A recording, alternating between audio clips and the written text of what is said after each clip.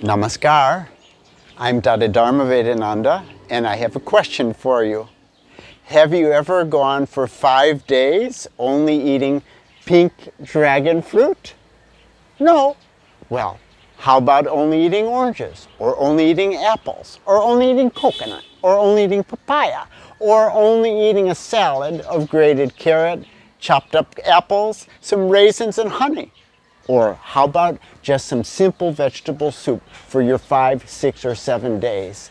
What I'm talking about is called graduated fasting. It's a system of cleansing your body in a delightful way, which I'm going to be explaining in a webinar this coming weekend.